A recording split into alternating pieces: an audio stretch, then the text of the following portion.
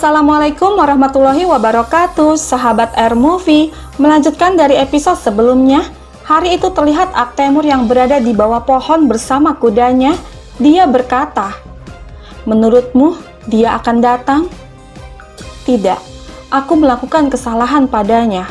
Itu adalah kesalahan terbesar. Dia tidak akan datang." Tidak lama Acicek pun tiba. Melihat ini membuat Aktemur tersenyum. Kemudian berkata lagi pada kudanya, "Kau lihat, sudah kubilang padamu bahwa dia akan datang." Mendengar ini Acicek bertanya pada kuda itu, "Apakah kau memanggilku bodoh?" "Kau benar. Jika itu Acicek yang dulu, dia tidak akan datang. Tapi Acicek baru ini cukup bodoh. Dia mendengarkan hatinya. Dia tidak menghentikan dirinya sendiri." Lalu Aktemur mengatakan, "Tidak, dia memanggilku seperti itu. Akulah yang bodoh, orang yang tidak mendengarkan hatinya, orang yang menyakiti kekasihnya. Akulah yang mengecewakannya. Tapi sekarang aku bisa berpikir jernih. Katakan padaku, apakah sudah terlambat untuk menyesal? Bisakah kamu memaafkan pria ini yang selalu membuat air matamu berlinang?" Lalu Acicek berbalik tanya, "Bagaimana aku akan mempercayai pria yang pernah mengecewakanku? Bagaimana jika dia melakukan hal yang sama lagi?" Dan Aktemur menjawab, "Tidak, aku tidak akan melakukan itu lagi. Aku berjanji, percayalah padaku."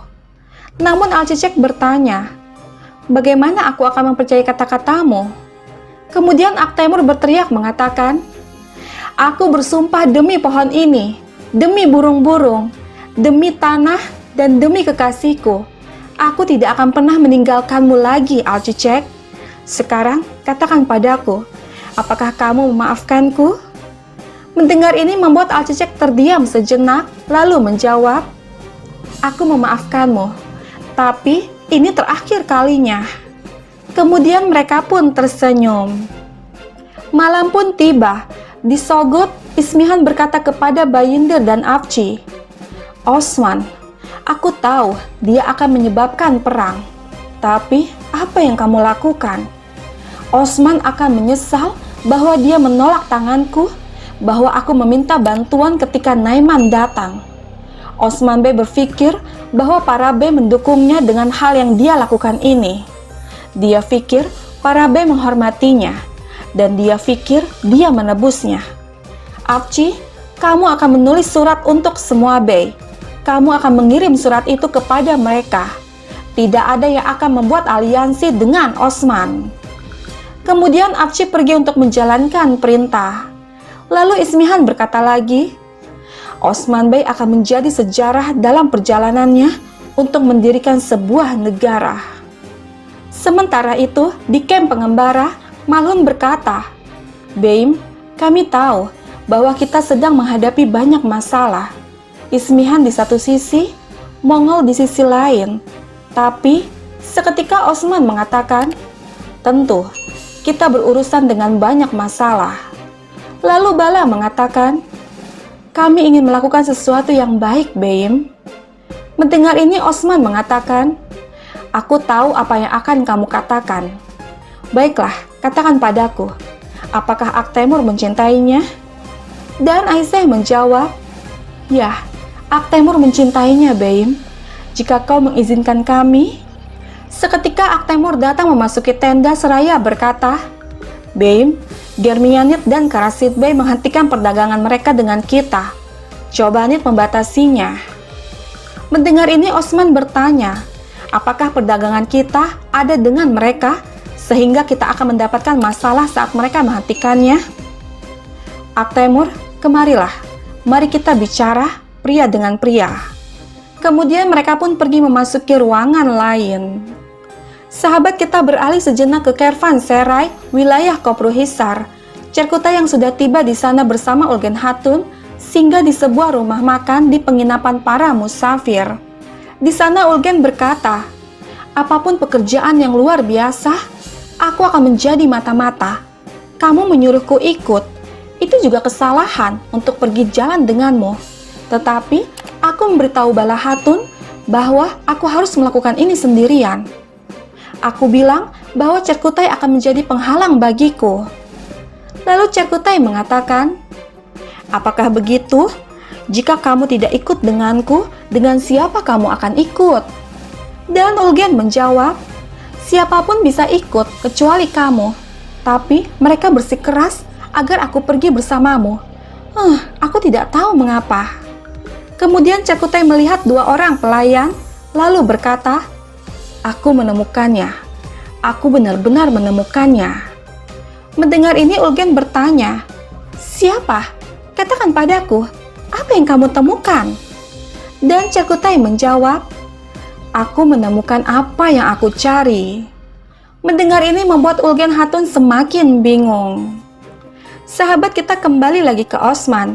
Dia berkata kepada Aktemor, sekarang katakan padaku Aktemor, apakah kali ini kamu yakin dengan cintamu? Aku tidak akan memaafkan kesalahan lain. Ketahuilah itu. Dan Aktemor menjawab, Paman, aku selalu yakin tentang cintaku, tapi kemarahan telah membutakanku. Aku menyakiti hati Alcicek. Aku telah melakukan kesalahan. Kemudian Osman mengatakan, Nak, kamu akan pergi kepada cintamu. Kamu akan mengejarnya. Kamu tidak akan tertiup angin. Cinta tidak memaafkan kesalahan. Dan Aktemor mengatakan, tidak ada lagi kesalahan, Paman. Mulai sekarang, saatnya untuk menebus hati yang aku patahkan. Aku sudah berbicara dengan Alcicek. Dia memaafkanku. Lalu Osman mengatakan, baiklah, kalau begitu, kita akan melakukan bagian kita. Namun Aktemor berkata, tapi ada satu hal lagi. Oktembe, dia bersama Ismihan. Sekarang kita akan terkait dengan pernikahan ini. Paman, jika kau tidak ingin, seketika Osman mengatakan, tidak, jangan khawatir, aku akan melakukan hal yang diperlukan. Keesokan harinya, terlihat Olof yang sudah siap bersama para tentara Bizantium. Dia berkata, bau darah yang berasal dari Inegol akan membakar tenggorokan Osman. Kita akan membalas dendam tidak hanya Inegol, tetapi juga semua yang telah hilang sejauh ini. Lalu Frigg berkata, ya, akhirnya Olof. Dan Olof mengatakan, itu akan sepadan dengan menunggu, sayangku. Sekarang kita lebih kuat dari sebelumnya. Tidak lama Bayindir datang dengan membawa karavan yang berisi penuh peti emas. Lalu berkata, ini adalah simbol persahabatan kita. Mulai sekarang, kita adalah musuh di mata orang lain. Dan kita berteman di luar penglihatan mereka. Aku akan memberikan apapun yang kau inginkan untuk mendapatkan Inegol. Tapi, itu akan menjadi rahasia di antara kita berdua. Mendengar ini Olof mengatakan, aku mengerti, Bayindir. Bahkan semenjak kau membagikan emasmu, apa yang kau katakan mungkin benar. Jadi Ismihan juga kehilangan kesetiaanmu. Dan Bayindir menjawab, itulah kebenaran. Biarkan mereka memperlakukan Bayindir Jafundur seperti orang bodoh. Aku akan menunjukkan kepada mereka semua. Bersamamu, kamu dan aku akan menjadi mitra yang baik, Olof, mitra yang baik. Lalu Olof mengatakan, kita sudah menjadi mitra yang baik, Bayindir. Kita sudah menjadi mitra yang baik sampai Ismihan datang. Setelah itu, dia mengambil kita berdua. Kemudian Bayindir berkata, Alcicek, Osman akan pergi untuk meminta Alcicek. Dari Ismihan sampai Turgut, semua orang akan ada di sana. Mereka pasti akan mengambil tindakan pencegahan. Tetapi, kawanan tanpa kepala itu menyebar dengan cepat. Manfaatkan kesempatan ini dengan baik, Olof. Dengan berjabat tangan, Olof berkata, aku akan mengambil Inegol. Sementara itu, terlihat Cerkutai dan Ulgen Hatun yang menyamar sebagai seorang rakyat jelata dengan menggunakan pakaian Kristiani. Ulgen berkata, apakah ini terlihat bagus sekarang? Oh, tidak. Cerkutai, itu juga salahku berurusan dengan kata-katamu. Melihat penampilannya, Cerkutai berkata, baiklah, kau terlihat sangat cantik. Ayo jalan, kamu sangat lambat. Lebih cepatlah.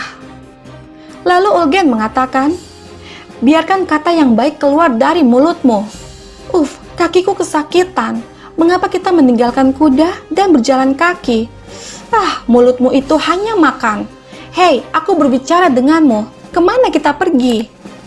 Tiba-tiba Cerkutai berhenti, kemudian terus memperhatikan Ulgen Hatun dengan tatapan mata yang tajam. Diperhatikan seperti itu, jelas membuat Ulgen bertanya-tanya. Apa yang kau lihat? Apakah ini pertama kalinya kamu melihat wajahku? Kemudian Cerkutai mengatakan, kita tidak bisa pergi ke sana seperti ini. Kamu terlihat sangat cantik, sangat bersih. Mendengar ini membuat Ulgen GR. Namun hal yang tidak dia duga adalah bahwa Cerkutai mengotorinya dengan serpihan tanah. Jelas itu membuat Ulgen sangat marah. Tidak lama dua orang Kristiani datang. Kemudian Cerkutai berpura dengan meminta bantuan kepada mereka. Pria itu bertanya, apa yang kau inginkan? Dan Cerkutai menjawab, kami adalah pemilik penginapan. Mereka menyerang penginapan kami. Adikku dan aku, kami hampir mati. Bantu kami. Bantu kami. Bawa kami bersamamu, setidaknya sampai kami tiba di Koprul Hisar. Melihat ekspresinya yang menyedihkan, membuat dua orang itu tidak tega.